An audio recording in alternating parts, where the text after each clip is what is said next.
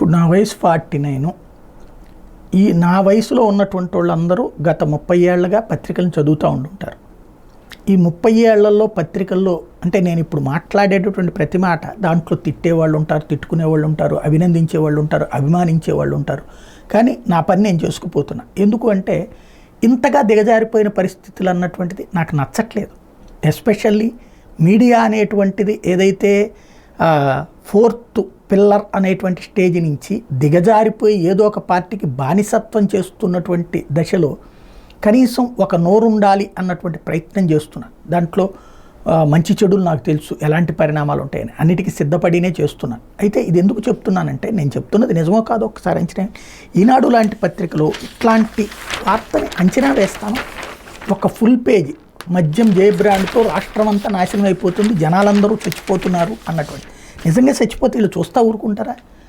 ఎక్కడో ఎవడో ఇద్దరు కొట్టుకు చచ్చిపోతేనే వారం రోజుల పాటు వైసీపీ వాడు చంపేశాడు, వాడు చంపేశాడు, వీడు చంపేశాడు అని రాస్తారే. అట్లాంటిది కల్తీ మద్యం మరణాలు, చంద్రబాబు హయాంలో కల్తీ మద్యం మరణాలు జరిగినాయి. అయినా సరే అప్పుడేమీ జరగనట్టు ఇప్పుడు ఏం జరుగుతున్నది? బెల్ట్ షాపులు, పర్మిట్ రూములు చంద్రబాబు నాయుడు టైంలో ప్రజలకు ఇచ్చిన అదనపు గిఫ్ట్, వాటిని తీసేయడం తప్ప రైటా? నా దృష్టిలో అయితే రైట్ అనుకుంటున్నా. అది మద్య నియంత్రణలో వన్ ఆఫ్ ద పార్ట్ అనుకుంటున్నా. అట్లాగే మరొకటి మద్యం రేట్లు పెంచడం, ఇది ఖచ్చితంగా నా దృష్టిలో అయితే కరెక్ట్. కానీ చాలామందికి నచ్చకపోవచ్చు, తాగేటటువంటి వాళ్ళకి నచ్చకపోవచ్చు.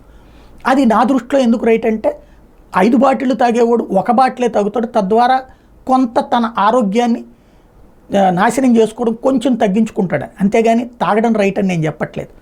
ఇక 3వ పాయింట్ వచ్చేటప్పటికి ప్రభుత్వం చేతిలోనే మద్యం దుకాణాలు ఉంటే మాఫియా ఉండదు, గ్రౌండ్ లెవెల్లో కొట్టుకు సావడాలు ఉండవు, లేకపోతే దాని మీదన దగులుబాజీ వ్యవహారాలు ఉండవు.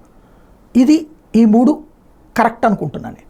కానీ వీళ్ళు రాస్తున్నటువంటిది రక్తమాంసాలతో రాక్షస వ్యాపారం. మరి చంద్రబాబు నాయుడు గారు ఉన్నప్పుడు కింద స్థాయి కార్యకర్త బెల్ట్ షాపుల దగ్గర నుంచి, పర్మిట్ రూముల దగ్గర నుంచి, వైన్ షాపులు, బార్లు విచ్చలవిడిగా తాగుతుంటే అప్పుడు రక్తమాంసాలతో కాకుండా అమృతాలతో వ్యాపారం జరిగిందా?